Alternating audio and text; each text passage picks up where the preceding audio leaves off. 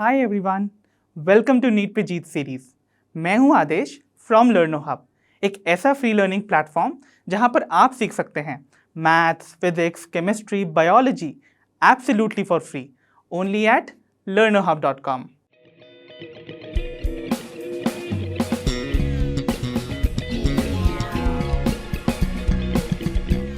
तो बच्चों, आज की इस वीडियो में हम कवर करने जा रहे हैं हमारी नीट बायोलॉजी का पहला chapter, which is the living world.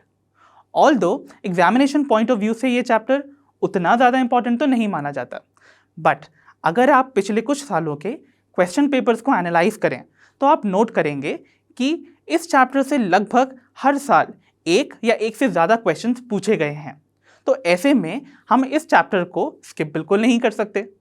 इसीलिए आज की इस वीडियो में हम इस चैप्टर से रिलेटेड सारे इंपॉर्टेंट कॉन्सेप्ट्स को सिंप्लीफाई करेंगे और उन्हें अप्लाई करना सीखेंगे, सो दैट आपको आपकी नीट एग्जामिनेशन की प्रिपरेशन में बिल्कुल भी प्रॉब्लम नहीं आए। मुझे पूरी उम्मीद है अगर आप मेरे साथ मेरी सीरीज़ में जुड़े रहते हैं तो आपको आपकी नीट एग्ज़ाम की प्रिपरेशन में बहुत बेनिफिट मिलेगा। So without wasting much time, let's get started.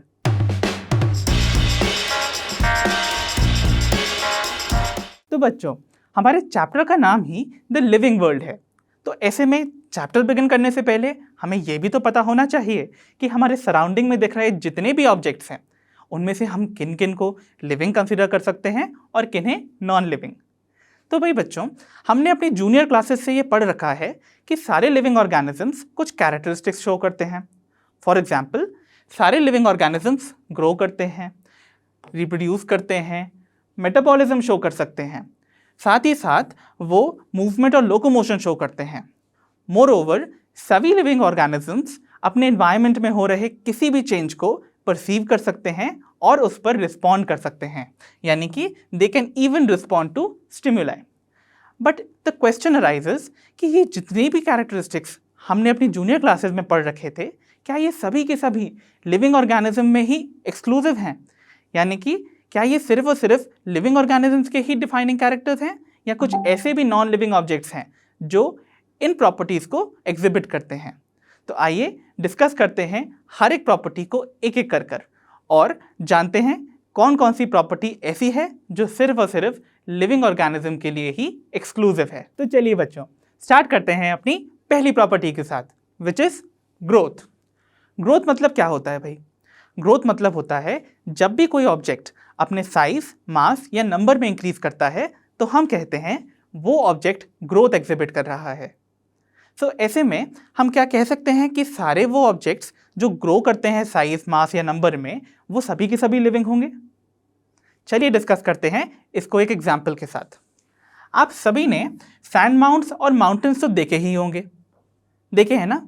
Okay, क्या आपने देखा है कि इनका साइज ग्रो करता है? Yes, definitely. तो क्या इसका मतलब ये हुआ कि जो सैंड माउंट्स और ये जो माउंटेन्स हैं ये लिविंग ऑब्जेक्ट्स हुए? नहीं ना। क्यों भाई? द रीज़न इज कि इनमें दिखने वाली जो ग्रोथ होती है वो होती है एक्सटर्नल ग्रोथ, क्योंकि वो होती है इनके सरफेस पे डिपॉजिट होने वाले पार्टिकल्स की वजह से, right? But living organisms grow करते हैं इंटरनली। इंटरनल ग्रोथ का मतलब क्या हुआ कि सभी लिविंग ऑर्गेनिजम्स ग्रो करते हैं due to increase in the number of cells या increase in the amount of protoplasm, जो कि होता है द लिविंग मैटर, राइट? तो क्या हम कह सकते हैं कि ग्रोथ सिर्फ और सिर्फ लिविंग ऑर्गेनिज्म की डिफाइनिंग प्रॉपर्टी हो गई? नहीं ना। इसीलिए growth is not a defining property of living organisms. चलिए चलते हैं अपनी नेक्स्ट प्रॉपर्टी पर। तो चलिए बच्चों, अब देखते हैं हम अपनी next property, which is reproduction. So बच्चों, हम सभी जानते हैं कि सभी लिविंग ऑर्गेनिजम्स रिप्रोड्यूस करते हैं और प्रोड्यूस करते हैं अपने ही जैसे सिमिलर ऑफस्प्रिंग्स को, राइट? बट नेचर में कुछ ऐसे भी ऑर्गेनिजम्स हैं जो रिप्रोड्यूस नहीं कर सकते, यानी कि वो इनफर्टाइल होते हैं। जैसे कि आप सभी ने एक म्यूल तो देखा ही होगा। म्यूल जिसे हिंदी में कहते हैं हम खच्चर, राइट? जानते तो होंगे ही। तो म्यूल जो होता है वो एक इनफर्टाइल प्रोजेनी है जो कि एक मेल डोंकी और एक फीमेल हॉर्स की मेटिंग से प्रोड्यूस होती है, राइट? सिमिलरली एक और एग्जाम्पल लेते हैं हम वर्कर बी का। अगर आप सभी ने हनी बी की कॉलोनी के सोशल ऑर्गेनाइजेशन को पढ़ा होगा तो आप सभी जानते हैं कि हनी बी की कॉलोनी में 3 डिस्टिंक्ट ग्रुप्स ऑफ बीज देखने को मिलती हैं। एक होती है क्वीन बी, कुछ होते हैं मेल ड्रोन्स और होते हैं वर्कर बीज। जो वर्कर बीज होती हैं वो इनफर्टाइल होती हैं, यानी कि वो रिप्रोडक्शन में पार्टिसिपेट नहीं करती हैं। सिमिलरली नेचर में ऐसे बहुत से ह्यूमन कपल्स भी हैं जो कि इनफर्टाइल हैं। तो क्या इसका मतलब ये हुआ कि ये जो म्यूल था, वर्कर बी हैं और जो इनफर्टाइल ह्यूमन कपल्स हैं ये सभी के सभी नॉन लिविंग ऑब्जेक्ट्स हुए? नहीं ना।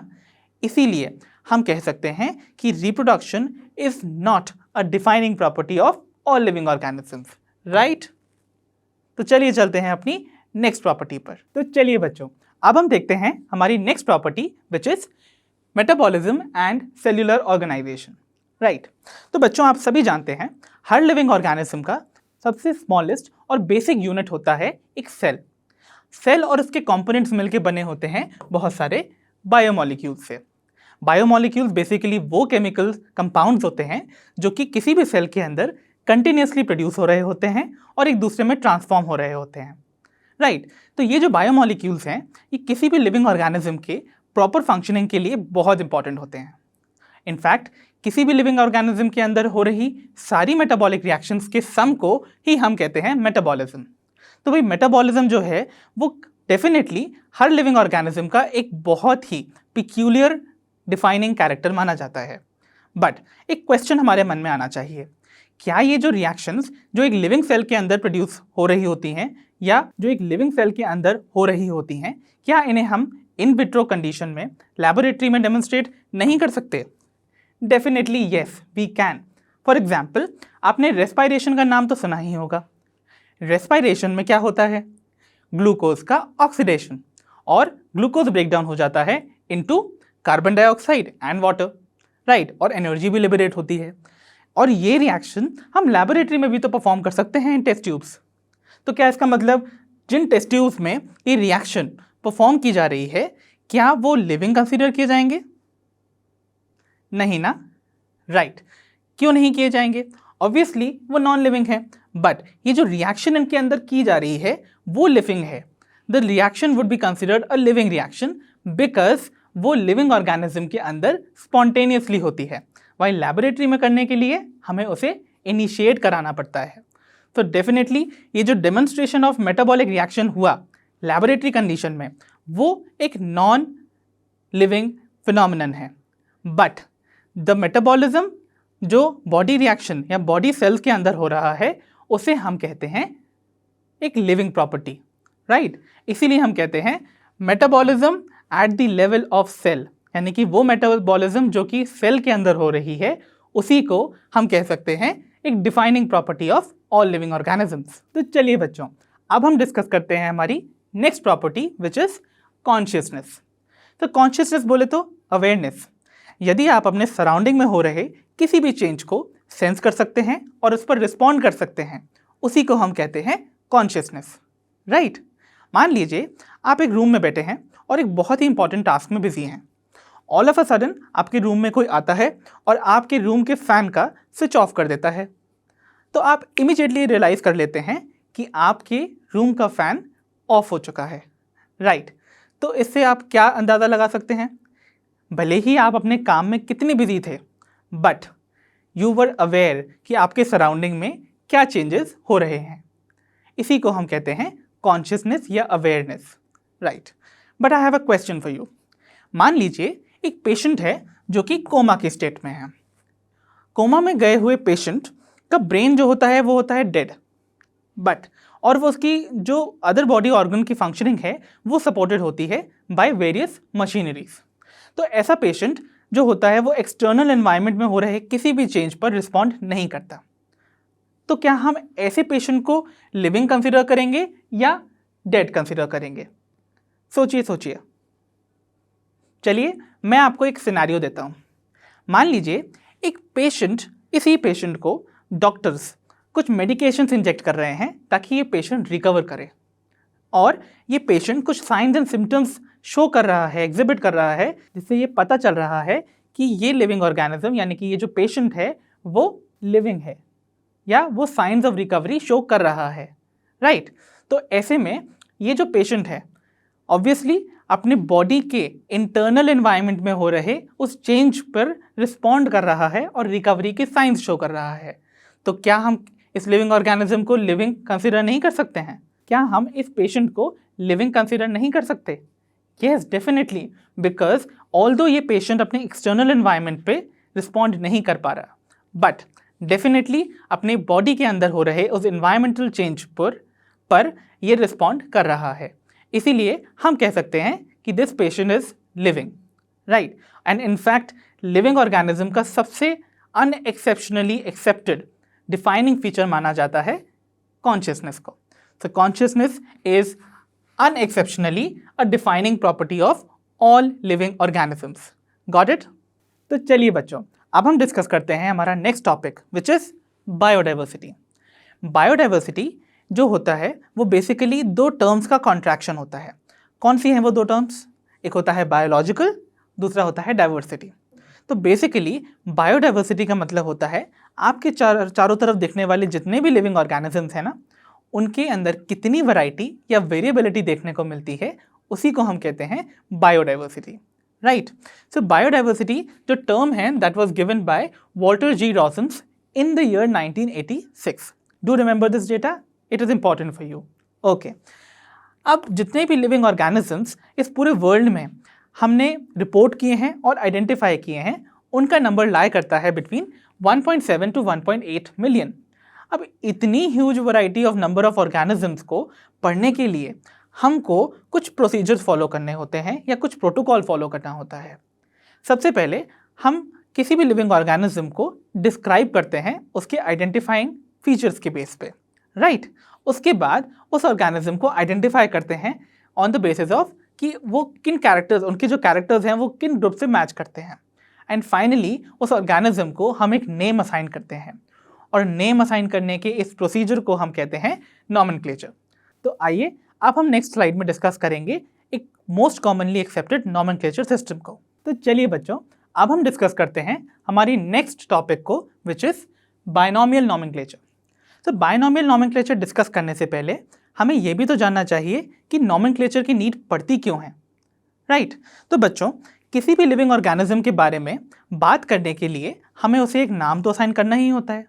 इसीलिए हम हर लिविंग ऑर्गेनिज्म को कुछ कॉमन नेम्स असाइन करते हैं, जैसे cat, dog, rat, rose, money plant and so on. But अक्सर ये कॉमन नेम्स मिसलीडिंग हो जाते हैं। क्यों भाई? क्योंकि एक ही ऑर्गेनिज्म अलग अलग भाषाओं में अलग अलग नाम से पुकारा जाता है। फॉर एग्जाम्पल, आपने हाइबिस्कस या चाइना रोज का नाम तो सुना ही होगा। चाइना रोज को हिंदी में हम बुलाते हैं गुड़हल, बंगाली में बुलाते हैं जौबा, और संस्कृत में बुलाते हैं पद्मचारिणी। तो भाई ऐसा पर्सन जिसे एक या एक से ज़्यादा मतलब दो भाषाएं आती हैं, तो क्या वो ऐसे इस तरीके से लिविंग ऑर्गेनिज्म या किसी भी पर्टिकुलर प्लांट या एनिमल को आइडेंटिफाई कर सकता है? नहीं ना, उसे बड़ी सारी कन्फ्यूजन होगी।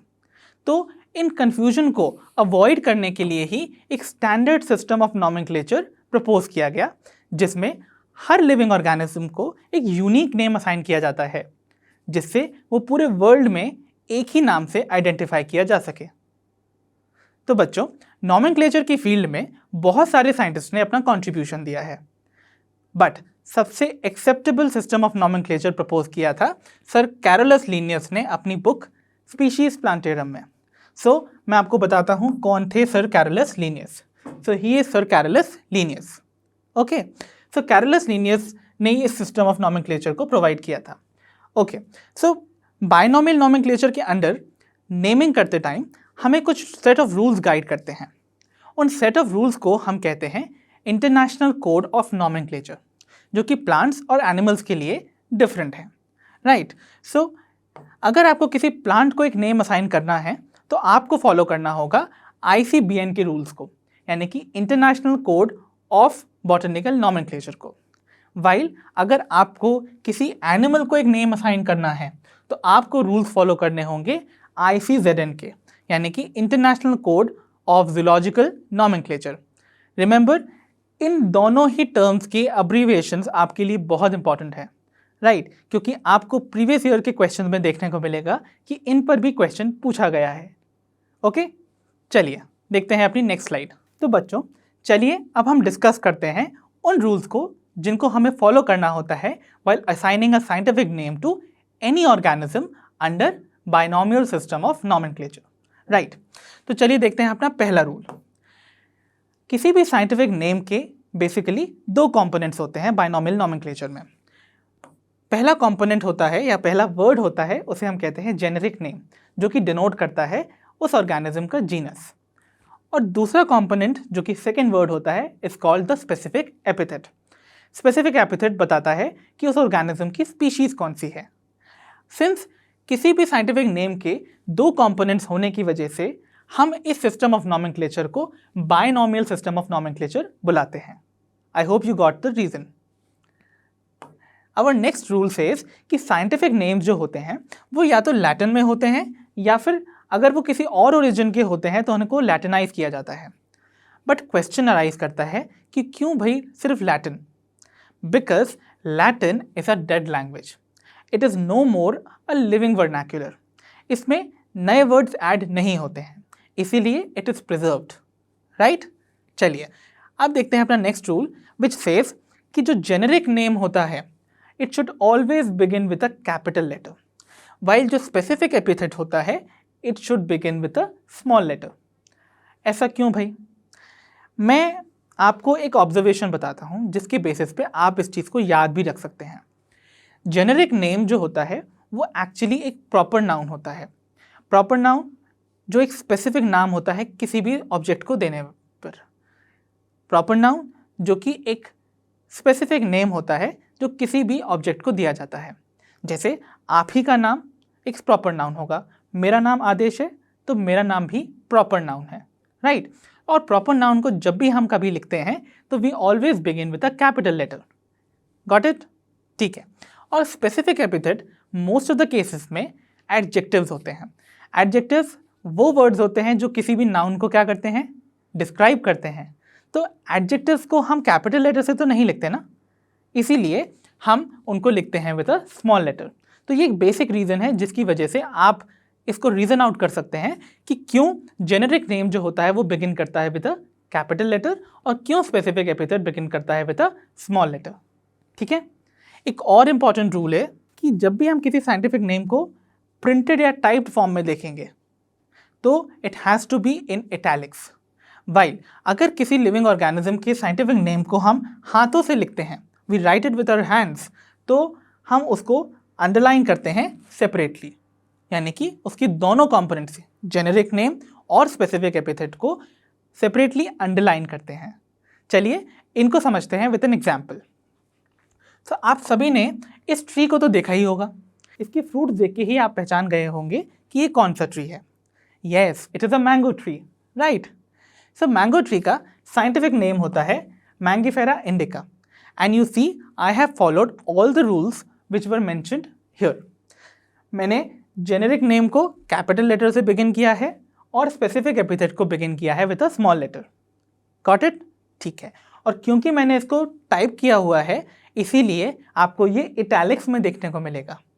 But at the same time अगर मैं इसी नाम को अपने हाथों से लिखता हूँ तो सी क्या चेंजेस देखने को मिलेंगे।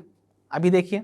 तो देखिए जब मैंने इस साइंटिफिक नेम को अपने हैंड से लिखा तो मैंने वही रूल्स फॉलो किए। जेनेरिक नेम को बिगिन किया with a capital letter, specific epithet को बिगिन किया with a small letter, but मैंने जेनेरिक नेम और स्पेसिफिक एपिथेट को सेपरेटली अंडरलाइन भी किया है, right. So this is the rule which we follow when we write the scientific name of living organism with our hands. तो चलिए बच्चों अब हम डिस्कस करते हैं हमारे रिमेनिंग रूल्स को।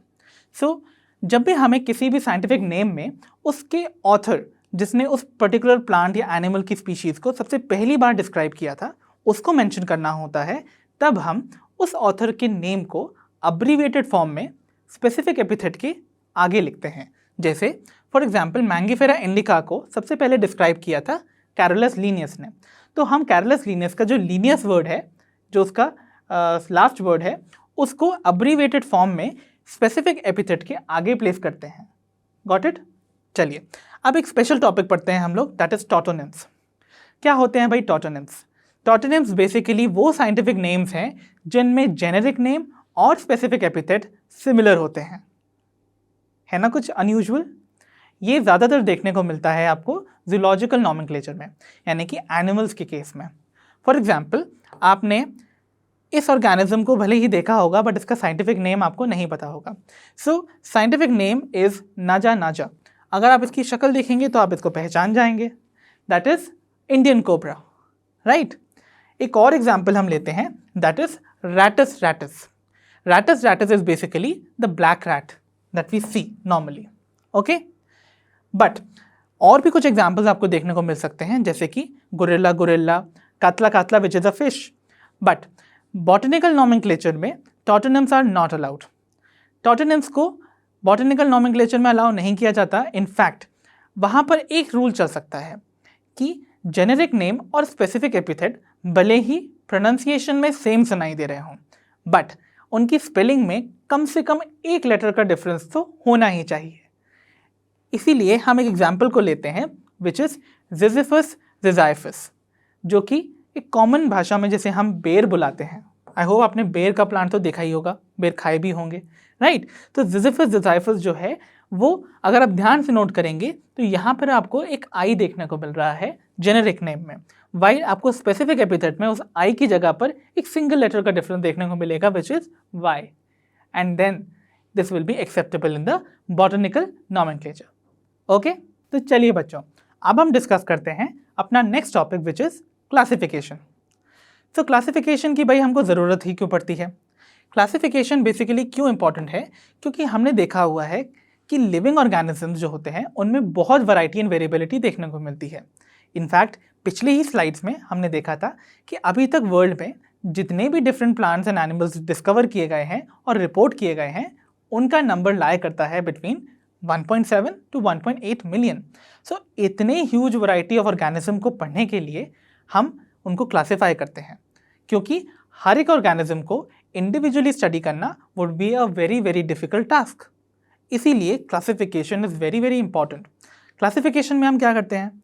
क्लासिफिकेशन में हम ऑर्गेनिजम्स को उनके सिमिलर और डिसिमिलर कैरेक्टर्स के बेस पे कुछ ग्रुप्स में कैटेगराइज कर देते हैं, और हर वो ग्रुप जिसमें हम एक ऑर्गेनिज्म को क्लासिफाई करते हैं उसे हम कहते हैं टैक्सॉन, या जिसका प्लूरल टर्म होता है टैक्सा। Got it? तो चलिए बच्चों, अब हम डिस्कस करते हैं हमारा next topic, that is taxonomy. Taxonomy जो टर्म है it was given by AP D कंडोले, and father of taxonomy किसे कंसिडर किया जाता है? फादर ऑफ टैक्सोनॉमी कंसिडर करते हैं हम सर कैरोलस लीनियस को, राइट। सो टैक्सोनॉमी होता क्या है? टैक्सोनॉमी बेसिकली एक वो ब्रांच है साइंस की जिसमें हम ऑर्गेनिजम्स को वेरियस कैटेगरीज में कैटेगराइज करते हैं on the basis of their observable characters, right. So taxonomy का जो बेसिस है मॉडर्न टैक्सोनॉमी का, वो कुछ आपको दिखाई देंगे इस तरह से। सबसे पहले जो पहला टैक्सोनॉमी का बेसिस बनाया जाता है वो है external and internal structure of organism, यानी कि ऑर्गेनिज्म की क्या मॉर्फोलॉजी है, क्या एनाटॉमी है, उस पर निर्भर करता है। सेकेंडली हम ऑल्सो कंसिडर करते हैं कि ऑर्गेनिज्म के जो कॉन्स्टिट्यूएंट सेल्स हैं उनका नेचर कैसा है, क्या वो प्रोकैरियोटिक हैं, क्या वो यूकैरियोटिक हैं, क्या उनकी स्पेशलाइजेशंस हैं। ऑल्सो हम ये भी अकाउंट में लेते हैं कि एक ऑर्गेनिज्म अपने डेवलपमेंटल स्टेजेस में कितनी डिफरेंट प्रोसेसेस शो करता है। मोरओवर हम ये भी कंसिडर करते हैं कि एक ऑर्गेनिज्म अपने सराउंडिंग के बारे में क्या इकोलॉजिकल इंफॉर्मेशन कन्वे कर रहा है। सो बेसिकली क्या स्टेप्स होते हैं मॉडर्न टैक्सोनॉमी के? तो टैक्सोनॉमी में हम सबसे पहले एक ऑर्गेनिज्म को कैरेक्टराइज करते हैं। कैरेक्टराइज करने का मतलब होता है किसी भी ऑर्गेनिज्म को उसके फीचर्स के बेस पे डिस्क्राइब करते हैं। उसके बाद हम उसे आइडेंटिफाई करते हैं। आइडेंटिफाई करने के बाद ऑर्गेनिज्म को उसकी रिस्पेक्टिव क्लासिफिकेशन की जाती है, यानी कि उसके ऑब्जर्वेशनल फीचर्स के बेसिस पे उनको ऑलरेडी मेड ग्रुप्स में कैटेगराइज कर देते हैं। एंड लास्टली हम ऑर्गेनिज्म का करते हैं नॉमेनक्लेचर, यानी कि नेम का असाइनमेंट, राइट। तो चलिए बच्चों, अब हम स्टार्ट करते हैं हमारा next topic, that is systematics. तो सिस्टमैटिक्स बेसिकली एक लैटिन टर्म से डिराइव होता है विच इज सिस्टमा। सिस्टमा का मतलब होता है सिस्टमैटिक अरेंजमेंट। अब सिस्टमैटिक अरेंजमेंट किसका करेंगे भाई? हम सिस्टमैटिक अरेंजमेंट करते हैं हम ऑर्गेनिजम्स का इसीलिए, और इस टर्म को सबसे पहली बार यूज़ किया था सर कैरोलस लीनियस ने as the title of his publication Systema Naturae, यानी कि सबसे पहली बार इस टर्म को कैरोलस लीनियस ने अपनी पब्लिकेशन के टाइटल के फॉर्म में यूज़ किया था। और क्या था वो टाइटल? That was Systema नेचुरे। तो बेसिकली सिस्टमैटिक्स है क्या? सिस्टमैटिक एक थोड़ी सी ब्रॉडर ब्रांच है टैक्सोनॉमी की, जिसमें कि हम ऑर्गेनिज्म की टैक्सोनॉमी के साथ साथ उसके फाइलोजेनेटिक रिलेशनशिप को भी कंसिडर करते हैं। फाइलोजेनेटिक रिलेशनशिप का मतलब होता है एवोल्यूशनरी रिलेशनशिप। एवोल्यूशनरी रिलेशनशिप में हम क्या देखेंगे कि क्या दो डिफरेंट ग्रुप ऑफ ऑर्गेनिजम्स के बीच में कोई कॉमन एंसेस्टर रहा है या नहीं, या वो ग्रुप्स बिल्कुल ही डिस्टिंक्ट ग्रुप्स हैं जो कभी भी रिलेटेड नहीं रहे हैं। इन सभी को कंसिडर करके हम ऑर्गेनिजम्स की स्टडी को और भी आसान बना लेते हैं। तो चलिए बच्चों, अब हम स्टार्ट करते हैं हमारा next topic, that is taxonomic categories. So बच्चों, टैक्सोनॉमिक कैटेगरीज क्या होती हैं? जब भी हम ऑर्गेनिजम्स को डिफरेंट डिफरेंट ग्रुप्स में क्लासीफाई करते हैं तो हर वो कैटेगरी जिसमें हम ऑर्गेनिज्म को प्लेस करेंगे उसे हम कहते हैं टैक्सोनॉमिक कैटेगरी। और हर टैक्सोनॉमिक कैटेगरी को हम रिप्रेजेंट करते हैं बाय अ रैंक और अ टैक्सॉन, राइट? चलिए अब हम देखते हैं कि टैक्सोनॉमिक हायरार्की क्या होता है। टैक्सोनॉमिक हायरार्की बेसिकली एक ऐसा फ्रेमवर्क है जिसमें कि हम टैक्सोनॉमिक कैटेगरीज को एक डेफिनेट ऑर्डर में अरेंज करते हैं, या तो हायर टू लोअर कैटेगरीज में या फिर लोअर टू हायर कैटेगरीज में। तो टैक्सोनॉमिक हायरार्की एक डेफिनेट फ्रेमवर्क है। जैसे एक एग्जांपल के तौर पे लेते हैं, आपके स्कूल में या आपकी किसी भी एजुकेशनल इंस्टीट्यूट में जो सबसे टॉप मोस्ट पोजीशन है वो कौन ऑक्यूपाई करते हैं? वो टॉप मोस्ट पोजीशन होती है प्रिंसिपल की, राइट? उसके बाद आता है वाइस प्रिंसिपल, वाइस प्रिंसिपल के बाद आते हैं कोऑर्डिनेटर्स, कोऑर्डिनेटर्स के बाद आते हैं टीचर्स, और टीचर्स के बाद आते हैं फाइनली स्टूडेंट्स, राइट? सो ये एक प्रॉपर डेफिनेट हायरार्किकल सिस्टम है जिसमें कि ऑब्वियसली डिफरेंट लोग जो हैं उनको ऑक्यूपाई किए होंगे उन पोजीशंस को। Similar is the case over here also. जब हम ऑर्गेनिजम्स को क्लासीफाई करते हैं तो हम डिफरेंट रैंक्स में डिफरेंट पोजीशंस में उनको प्लेस करते हैं, ओके?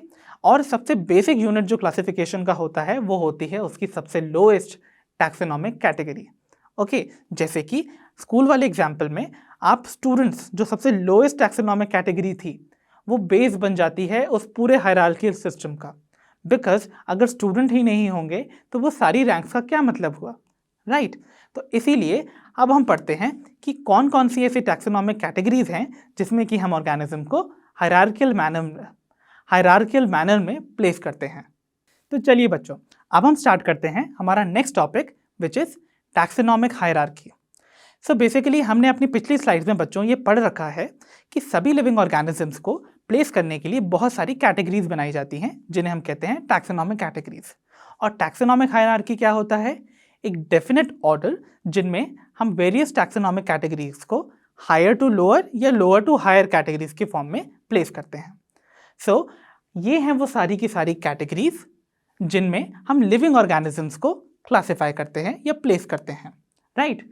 सो ये स्टार्ट होती है from the highest taxonomic category that is kingdom और एंड करती है सबसे lowest taxonomic category which is the species. So kingdom will be the highest taxonomic category and species will be the lower most taxonomic category, okay? Species being the lowest taxonomic category form करती है the basis of this entire classification, okay?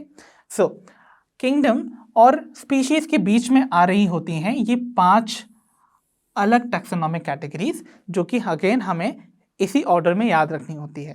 तो याद करने के लिए मैंने एक trick बना रखी है। सबसे पहले तो हम टैक्सोनॉमिक हायरार्की की इन सभी टैक्सोनॉमिक कैटेगरीज को एक बार पढ़ लेते हैं। तो सबसे ऊपर आता है किंगडम, किंगडम के बाद आता है फाइलम या डिवीजन। फाइलम जो वर्ड होता है वो यूज़ किया जाता है इन केस ऑफ एनिमल्स, यानी कि एनिमल क्लासिफिकेशन में इसका इस्तेमाल किया जाता है। मोरओवर डिवीजन टर्म का इस्तेमाल किया जाता है in terms of plants classification, okay? Followed by the class, class के बाद आता है ऑर्डर, ऑर्डर के बाद आता है फैमिली, फैमिली के बाद आते हैं जीनस, और जीनस में आते हैं फाइनली स्पीशीज, ओके? तो ये टैक्सोनॉमिक हायरार्की को आपको इसी ऑर्डर में याद करना है, फाइन? और इसको याद करने के लिए मैंने बना रखी है एक mnemonic trick, right. So the trick is kindly place chocolates only for good students, right. तो यहाँ पर काइंडली का जो के है दैट रिप्रेजेंट किंगडम, प्लेस का पी जो है that represents phylum, C for chocolate, O for order, F for family, G for genus, S for species. So अगर आप इस स्टेटमेंट को याद कर लेते हैं तो आपको ये टैक्सोनॉमिक हायरार्की फिंगर टिप्स पे रहेगी। अगर नहीं याद होता तो और सिंपल ट्रिक दूं, एक फ़नी और वियर्ड सी ट्रिक मैंने बनाई है, पता नहीं आपको पसंद आएगी या नहीं। चलिए देखते हैं। आप सभी ने KBC तो देखा ही होगा। KBC is a test of GK, right.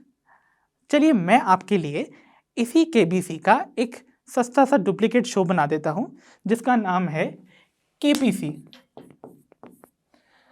which is a test of your general science. So KPC is a test of general science. So इस तरीके से भी आप इन 7 टैक्सोनॉमिक कैटेगरीज को करेक्ट ऑर्डर में याद कर सकते हैं। That is K for kingdom, P for phylum, C for class, O for order, F for family, G for genus, S for species, right. चलिए एक और इम्पॉर्टेंट पॉइंट है जिसको कि हम यहाँ अभी इसी समय डिस्कस कर लेते हैं। किंगडम से स्पीशीज की तरफ आने पर, यानी कि डाउन द हायरार्कियल ऑर्डर आने पर, यानी कि डाउन द हायरार्कियल ऑर्डर आने पर जो सिमिलैरिटीज हैं ऑर्गेनिजम्स के बीच में वो इंक्रीज करती हैं। तो similarities increases on going down the order from kingdom to the species. Got this point clear? यानी कि सबसे ज़्यादा closely related organisms देखने को मिलते हैं species में। तो यानी कि species में मिलते हैं most closely related organisms. And kingdom में आपको सबसे ज़्यादा diverse organism देखने को मिलेंगे, यानी कि they will be least closely related. Okay, I hope ये आपको क्लियर हुआ होगा। तो चलिए अब हम देखते हैं इन सभी टैक्सोनॉमिक कैटेगरीज को एक एक करके और समझते हैं इन सभी के कॉन्सेप्ट्स को। तो चलिए बच्चों, अब हम स्टार्ट करने जा रहे हैं हमारी पहली taxonomic category which is the species. So ये जो टर्म स्पीशीज़ है इसको सबसे पहली बार दिया था सर जॉन रे ने। Okay, so he is sir John रे जिन्होंने इस टर्म को सबसे पहली बार ऑब्वियसली कॉइन किया होगा, राइट। उसके बाद हम ये देखते हैं कि जो स्पीशीज़ होती है वो किसी भी टैक्सोनॉमिक हायरार्की की सबसे लोएस्ट टैक्सोनॉमिक कैटेगरी मानी जाती है। Okay, and it forms the basic unit of classification, क्योंकि अगर स्पीशीज़ नहीं होगी तो बाकी जितनी भी टैक्सोनॉमिक कैटेगरीज हैं उनका कोई रोल नहीं होगा, राइट। सो बेसिकली स्पीशीज़ होता क्या है? स्पीशीज़ जो है वो ग्रुप ऑफ दोज इंडिविजुअल्स को कहा जाता है जो आपस में बहुत सारी फंडामेंटल सिमिलैरिटीज़ शो करते हैं। मतलब उनके बीच में बहुत सारे कैरेक्टर्स जो कि मॉर्फोलॉजिकल भी हो सकते हैं, एनाटॉमिकल भी हो सकते हैं, वो बहुत कॉमन होते हैं। इस वजह से उन्हें प्लेस किया जाता है एक कॉमन स्पीशीज़ में। एग्जाम्पल के तौर पे लेते हैं हम लायन को। आप जानते हैं जितने भी लायंस हैं वो आपस में बहुत सिमिलैरिटीज़ शो करते हैं, इसीलिए हम उनको प्लेस करते हैं एक कॉमन स्पीशीज़ में which is Leo, right. Moreover जितने भी टाइगर्स हैं वो आपस में बहुत सिमिलर होंगे, राइट, इसीलिए हम उनको प्लेस करते हैं एक कॉमन स्पीशीज़ में विच इज़ टाइग्रस। ऑल्सो जितने भी लेपर्ड्स हैं वो भी आपस में बहुत सिमिलर हैं, इसीलिए उनको प्लेस किया जाता है एक कॉमन स्पीशीज़ में विच इज़ पार्डस, राइट। तो चलिए बच्चों, अब हम डिस्कस करते हैं हमारा next taxonomic category that is genus. So genus क्या होता है? Genus is a group of closely related species, यानी कि वो सारी स्पीशीज जो आपस में बहुत सारी कॉमन कैरेक्टरिस्टिक्स शो करती हैं उन्हें हम प्लेस करते हैं एक कॉमन जीनस में, right. Genus is a group of closely related species. So हमने पिछले एग्जाम्पल में देखा था कि किस तरीके से लायन, टाइगर्स एंड लेपर्ड्स को 3 अलग अलग डिफरेंट स्पीशीज में प्लेस किया गया, यानी कि सारे lions were the members of the species leo. Similarly tigers जो मेंबर होते हैं they are the members of species tigris, and more over जितने भी लेपर्ड्स हैं उन्हें हम प्लेस करते थे under the species pardus, but क्या आप जानते हैं कि ये सारे के सारे तीनों ऑर्गेनिज्म जो हैं ये आपस में बहुत क्लोजली रिलेटेड हैं, और क्लोज रिलेशन होने की वजह से इनको हम एक कॉमन जीनस में प्लेस करते हैं। मोरोवर ये सभी के सभी जो हैं वो बिग कैट्स कंसीडर की जाती हैं, इसीलिए हम इनको प्लेस करते हैं कॉमन जीनस में जिसका नाम है Panthera. So all these different species, Leo, Tigris and Pardus are the members of same genus which is Panthera। तो चलिए बच्चों, अब हम देखते हैं हमारी next taxonomic category that is family. Family क्या होती है भाई? Family is a group of closely related genera. Genera is basically nothing else, genus के ही प्लूरल टर्म को हम कहते हैं जेनरा। सो ऐसे बहुत सारे जीनस जो आपस में कॉमन रिलेशंस रखते होंगे या कॉमनली रिलेटेड होंगे, उनको हम प्लेस करते हैं एक कॉमन फैमिली में। फॉर एग्जाम्पल, पिछले ही एग्जाम्पल मैंने आपको समझाया था कि जितनी भी बिग कैट्स थी उन्हें हम प्लेस करते थे अंडर द जीनस पैंथेरा। और क्या हम उनको साथ में कंपेयर नहीं कर सकते विद अ नॉर्मल कैट जो कि आती है अंडर द जीनस फेलिस? हैं तो भाई दोनों ही कैट्स ना, चाहे बिग कैट्स हो या फिर हमारी डोमेस्टिक कैट हो, हैं तो आपस में कैट्स ही, तो इसीलिए इनमें ऑब्वियसली कॉमन कैरेक्टरिस्टिक्स तो होंगे ही होंगे। इसीलिए हम इन सभी को प्लेस करते हैं under a common family which is family Felidae, right? चलिए चलते हैं अपने नेक्स्ट टैक्सोनॉमिक कैटेगरी पर। तो चलिए बच्चों, अब हम स्टार्ट करते हैं अपनी next taxonomic category which is order. So order क्या होता है? Order is a group of closely related families, right? So अभी हमने पिछले ही स्लाइड में देखा कि कैसे सारी कैट्स को हम प्लेस करते हैं एक कॉमन फैमिली फेलिडी में, राइट? बट आपको पता है जो कैट्स और डॉग्स होते हैं उनकी फैमिलीज़ में बहुत सारी सिमिलैरिटीज़ देखने को मिलती हैं। यानी कि जो कैट फैमिली है that is family Felidae is very very close in characteristics with the family Canidae which is the dog family. So इन दोनों को इनकी सिमिलैरिटीज़ की बेसिस पे एक कॉमन ऑर्डर में प्लेस किया गया है, and that order is order Carnivora. Okay, तो इस बेसिस पे हम कैसे क्लासीफाई करते हैं दो फैमिलीज को एक कॉमन ऑर्डर में, ये हमने देख लिया। तो बच्चों, अब हमारी स्क्रीन पर है हमारा next taxonomic category which is the class. तो क्लास क्या होता है? Class is basically a group of closely related orders, right? तो अभी हमने पिछली ही स्लाइड में देखा था कि किस प्रकार डॉग फैमिली और कैट फैमिली को हम टुगेदर प्लेस करते हैं in a common order called Carnivora. Likewise जो ऑर्डर कार्निवोरा है वो सेवरल डिफरेंट ऑर्डर से रिलेटेड होता है, जैसे कि order Carnivora is having lot of similarities with these other orders also, जैसे कि ऑर्डर रोडेंशिया जिसमें आते हैं सारे रैट्स। ओके, फिर आता है ऑर्डर पेरिसोडेक्टाइला। ऑर्डर पेरिसोडेक्टाइला में आते हैं हॉर्सेस, राइनोस। आपको पता है इसका नाम पेरिसोडेक्टाइला क्यों पड़ा? इंपॉर्टेंट है इसीलिए एम्फसाइज किया। सी, पेरिसोडेक्टाइला जो शब्द है इसको अगर हम ब्रेक करें, पेरिसो शब्द का मतलब होता है ऑड और टेक्टाइला का मतलब होता है टो। ओके, तो these are called odd toed ungulates. Okay, तो यानी कि इसमें ऐसा क्या है जो इनको ऑड टोड कहा जाता है? द रीज़न इज कि इनका जो मिडिल टो होता है वो अनयूजुअली लॉन्गर होता है देन दी रेस्ट, इसीलिए इनको सभी ऑर्गेनिज्म जैसे कि एक हॉर्स हो गया, एक राइनो हो गया, इन सभी को प्लेस किया जाता है अंडर द ऑर्डर पेरिसोडेक्टाइला।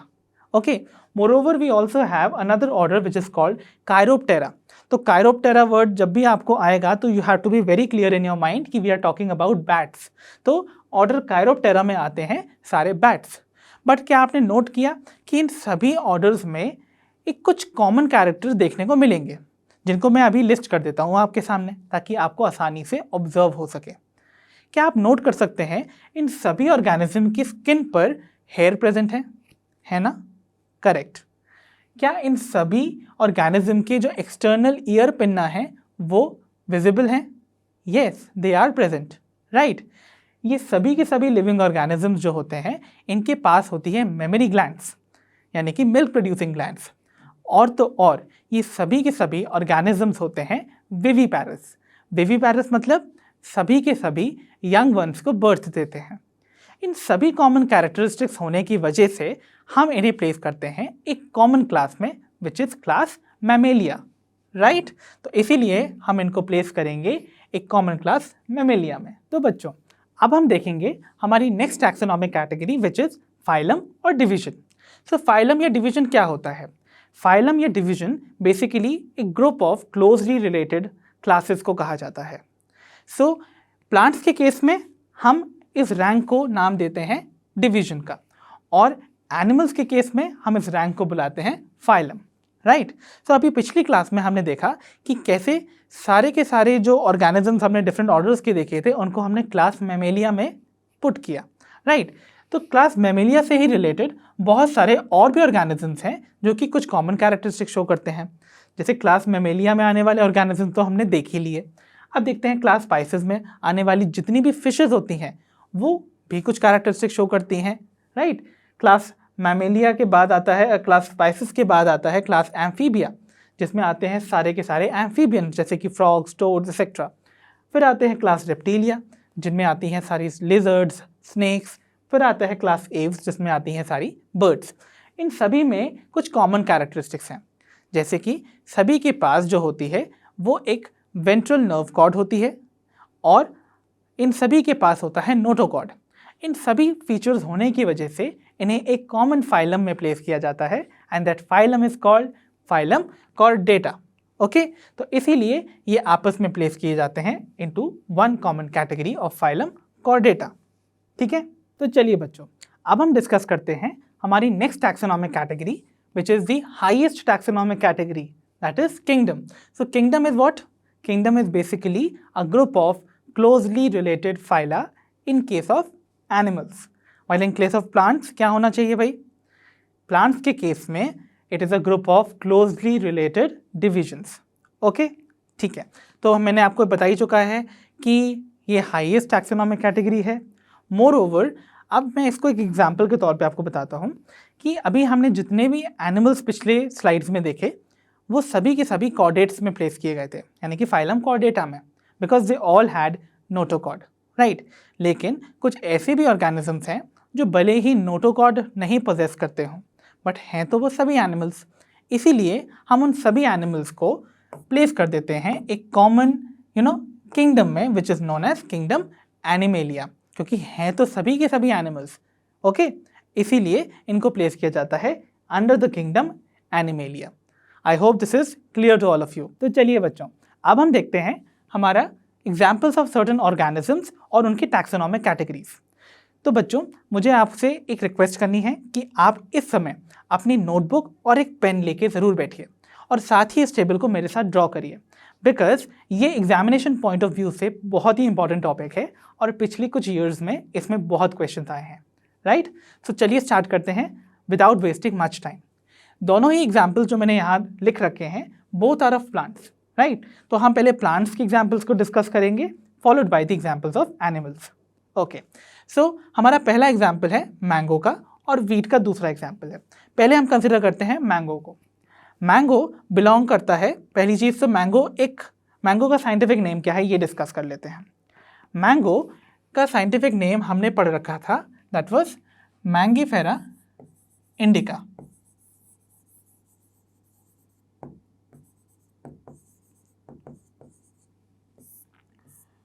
और क्योंकि ये एक प्लांट है इसीलिए ये बिलोंग करेगा to the kingdom Plantae, right. Kingdom Plantae में ये किस डिवीजन को बिलोंग करेगा? It will belong to the division Angiospermae, क्योंकि एंजियोस्पर्म्स में आते हैं वो प्लांट्स जो होते हैं फ्लावरिंग इन नेचर, यानी कि फ्लावरिंग प्लांट्स को हम प्लेस करते हैं एंजियोस्पर्म में। एंड डेफिनेटली मैंगो की ट्री में फ्लावर्स तो आते ही हैं, इसीलिए इनको प्लेस किया जाता है under the division Angiospermae. Okay, right. Now we will see कि मैंगो को किस क्लास में प्लेस किया जाता है। सो क्लास होती है इसकी डायकोटिलेडनी, राइट। डायकोटिलेडनी में इसको क्यों प्लेस किया जाता है?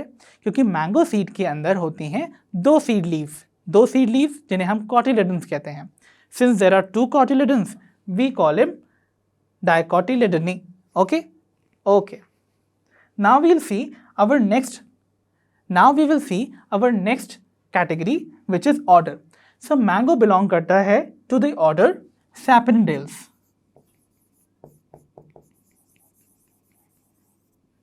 राइट। एंड लास्टली मैंगो की जो फैमिली है वो होती है family Anacardiaceae.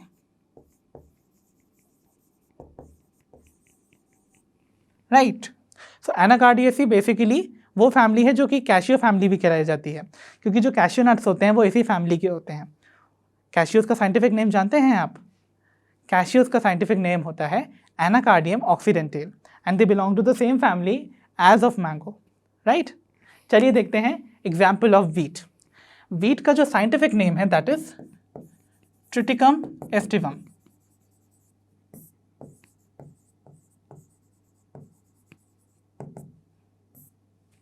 Okay, it belongs to the kingdom plantae और ये भी एक फ्लावरिंग प्लांट है, तो इसको हम किस डिवीजन में प्लेस करेंगे? We will place it under angiosperm. Okay, अब क्योंकि जो वीट होता है उसके सीड में होता है एक कॉटिलिडन, इसीलिए इसको हम प्लेस करते हैं under the class Monocotyledonae. Right. Finally अब हम देखते हैं किस ऑर्डर को ये बिलोंग करेगा भाई वीट। तो वीट बिलोंग करता है to the order poales. And lastly किस फैमिली को बिलोंग करेगा भाई wheat? So the family is going to be Poaceae.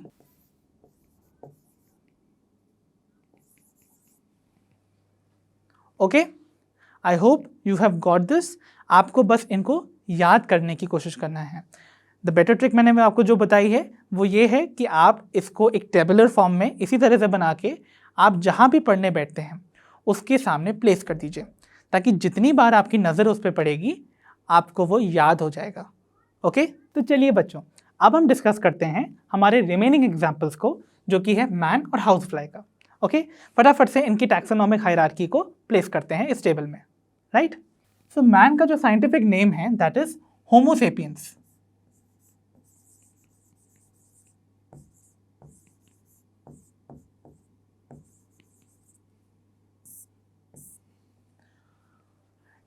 Man belong to the kingdom Animalia. Right, क्योंकि man is an animal, so the kingdom is going to be kingdom Animalia. Which phylum do man belong to? किस phylum को belong करता है man? Man belongs to phylum Chordata. Okay, because इनके पास notochord है जो कि later replace हो जाती है by the vertebral column. Okay, फिर हम देखते हैं किस class को belong करता है man. So man belongs to the class Mammalia.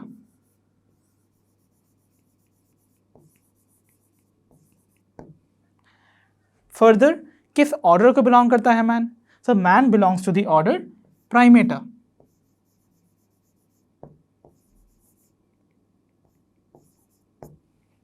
Okay, and finally किस फैमिली को बिलोंग करता है man? Man belongs to the family Hominidae. So जब भी आप किसी जूलॉजिकल नॉमेनक्लेचर या फिर टैक्सोनॉमिक हायरार्की को देखेंगे और उसमें देखेंगे कि वो एंड कर रहा है विद द सफिक्स डी, यानी कि DAE, that means we are talking about a family. Okay, चलिए देखते हैं फटाफट से हाउस फ्लाई की टैक्सोनॉमिक हायरार्की को। So house fly belongs to the house fly का scientific name will be Musca domestica.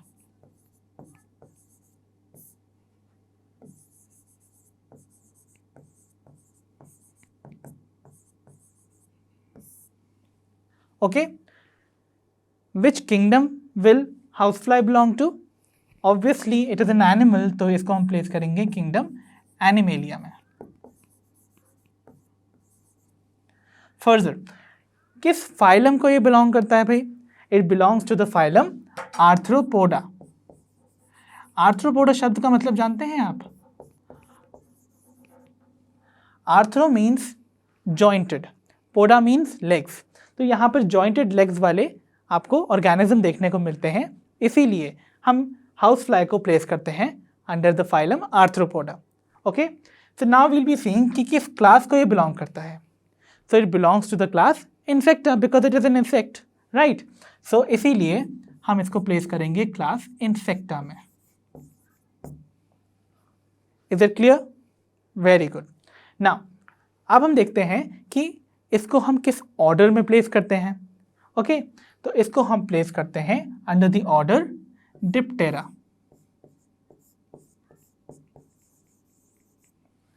And finally we will see किस family को बिलोंग करता है house fly. House fly belongs to the family Muscidae. Okay, so the family is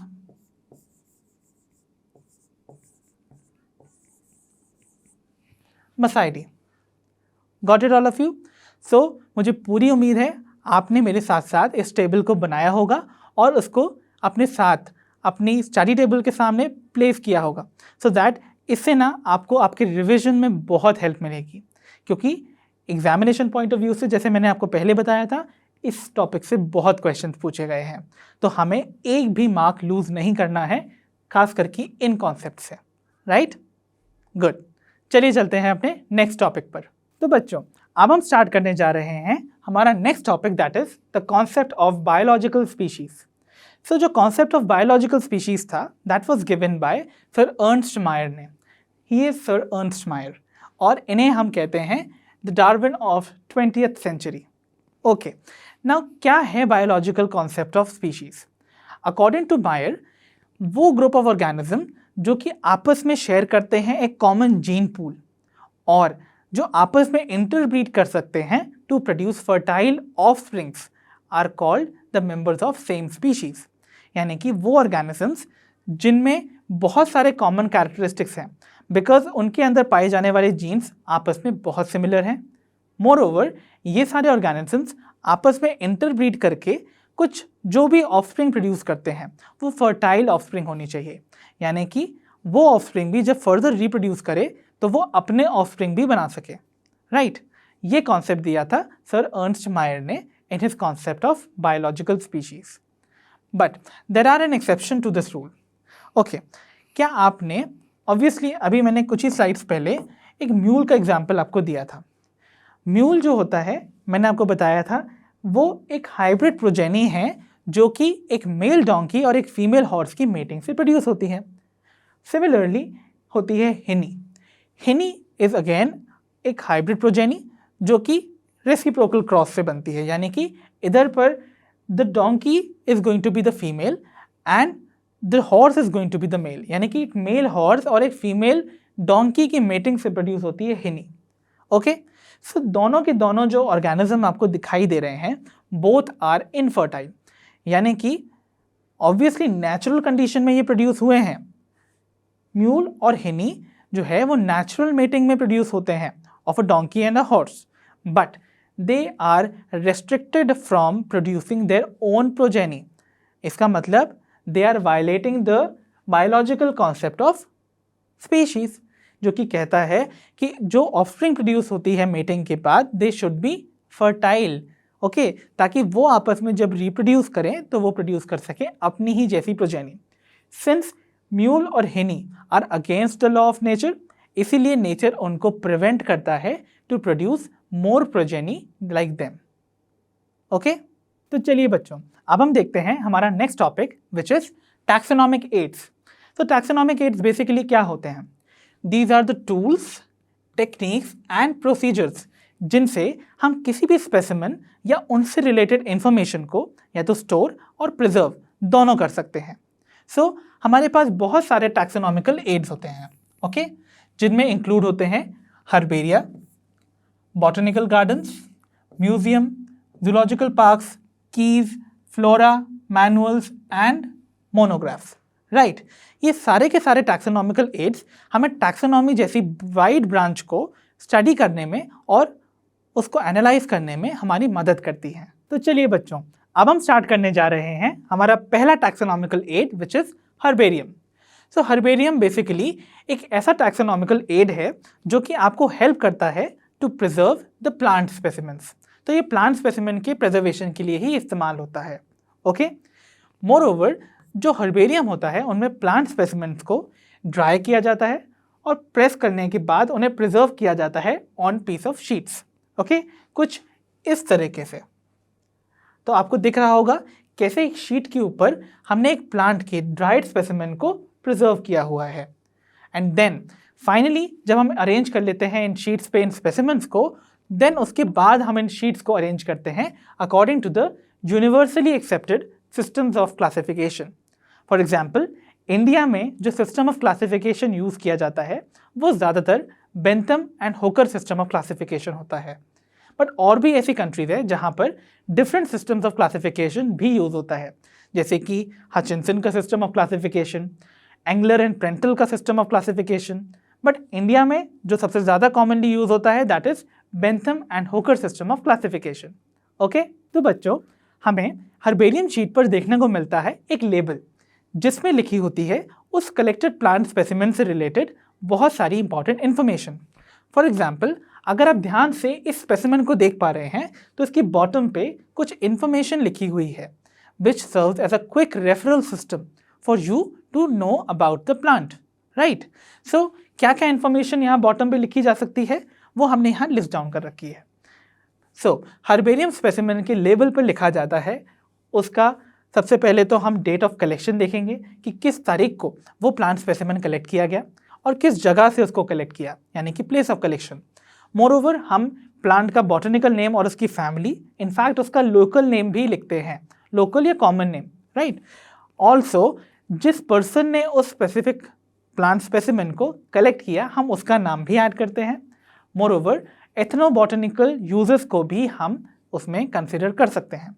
ethnobotanical uses मतलब वो plant specimen वहाँ के local traditional people द्वारा किस पर्पस के लिए यूज़ किया जाता था, उस यूज़ को हम कहते हैं एथनोबॉटनिकल यूज़। ओके, तो चलिए बच्चों अब हम स्टार्ट करते हैं हमारे next taxonomical aid which is botanical gardens.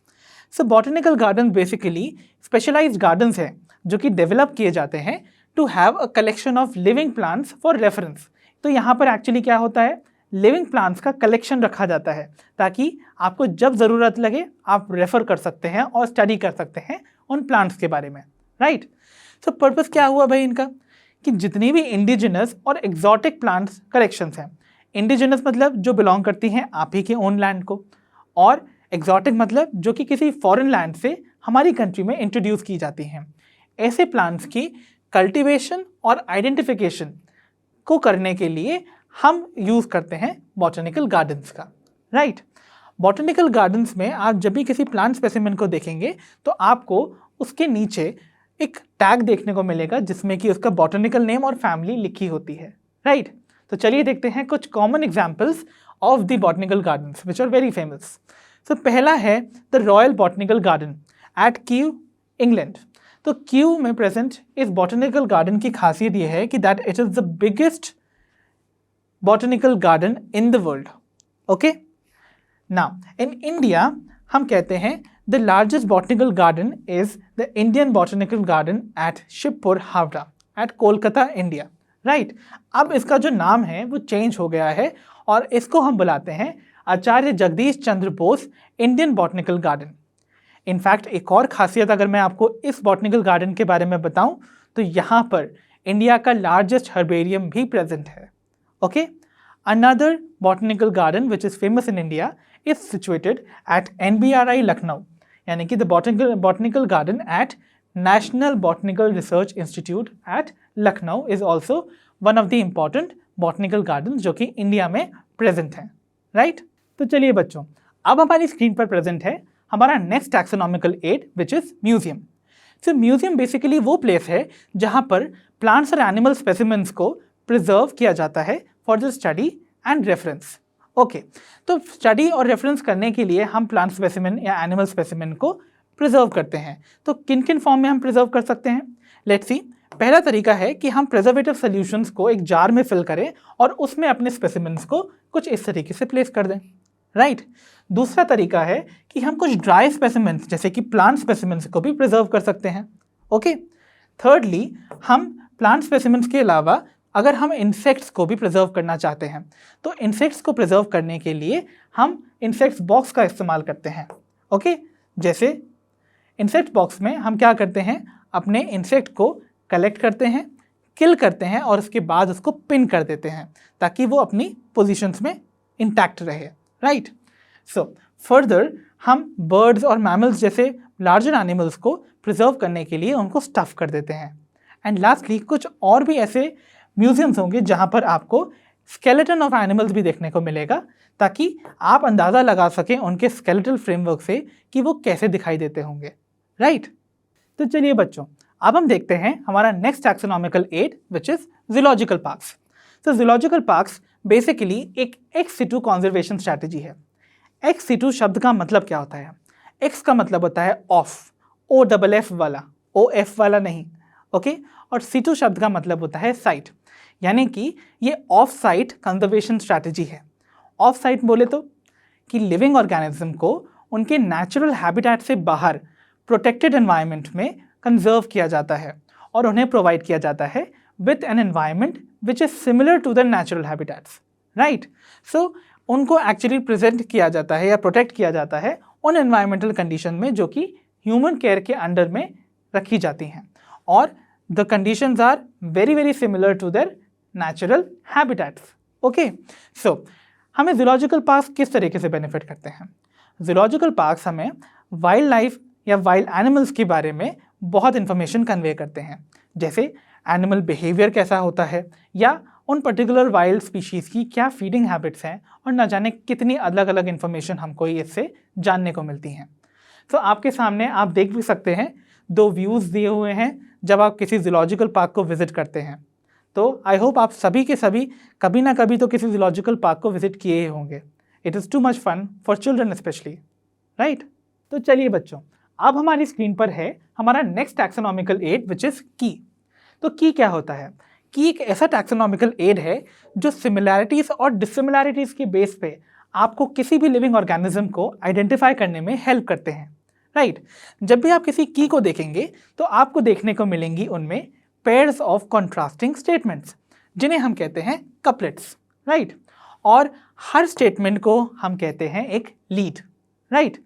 सो की में आपको एक इंपॉर्टेंट चीज़ याद रखनी है कि की जो होती है वो डिफरेंट टैक्सोनॉमिक कैटेगरीज के लिए डिफरेंट कीज़ का इस्तेमाल किया जाता है, ओके। एंड कीज़ जो होती हैं वो जनरली एनालिटिकल इन नेचर होती हैं, यानी कि वो सिर्फ आपको एक ओवरऑल एनालिसिस करने में ही हेल्प कर सकती हैं, ओके।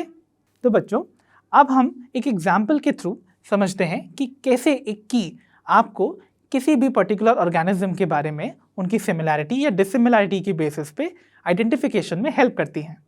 तो यहाँ पर मैंने एक हाइपोथेटिकल की बना रखी है जो कि आपको मिले हुए एक फ्रूट को आइडेंटिफाई करने में हेल्प करेगी। चलिए देखते हैं कैसे हेल्प करते हैं। सो सपोज आपको एक फ्रूट मिला जिसको आपको फाइंड आउट करना है कि वो फ्रूट है कौन सा। तो आप सबसे पहले एक की के पहले पॉइंट पे जाएंगे। तो पहले पॉइंट पे आपको 2 स्टेटमेंट दिख रही हैं। ये दोनों जो स्टेटमेंट्स हैं ये कॉन्ट्रास्टिंग इन नेचर हैं, और इस पेयर ऑफ स्टेटमेंट को हम कहते हैं कपलेट, यानी कि 1A और 1B रिप्रेजेंट कर रहा है एक कपलेट को, और ईच स्टेटमेंट जो है वो कहलाएगी एक लीड, ओके। तो मान लीजिए आपका जो फ्रूट है वो पूछ रहा है या तो अकर कर रहा है सिंगली, यानी कि सिंगल फ्रूट आपको मिला है, या फिर वो फ्रूट जो है वो क्लस्टर्स में प्रेजेंट है 2 या मोर के। तो मान लीजिए आपको जो फ्रूट मिला था वो था सिंगली अकरिंग फ्रूट। तो आपको अब जाना पड़ेगा स्टेप नंबर 3 पे। सो आप पहुंच जाएंगे 3rd वाले स्टेप पे, जहां पर आपको अगेन 2 कॉन्ट्रास्टिंग कैरेक्टर्स दिए हुए हैं जिनमें से आपको किसी एक को चूज करना है। सो अब आपको पूछा जा रहा है कि आपको जो फ्रूट मिला है उसकी स्किन थिक है और वो ईजिली सेपरेटेबल है या नहीं। अगर ईजिली सेपरेटेबल स्किन है तो वो है ऑरेंजेस, राइट। और मान लीजिए आपकी जो स्किन है फ्रूट की that is not very thick which is very thin, and वो फ्लेश के साथ जो है अडेयर यानी कि स्टिक रहती है। तो इस केस में आपको जाना पड़ेगा स्टेप नंबर 4 पे, जहाँ पर अगेन आपको a pair of couplets guide करेंगे। जैसे फॉर एग्जाम्पल यहाँ पर आपसे पूछा गया है कि more than 1 seed is present पर फ्रूट, यानी कि जो आपको फ्रूट मिला है उसमें केवल 1 सीड प्रेजेंट है।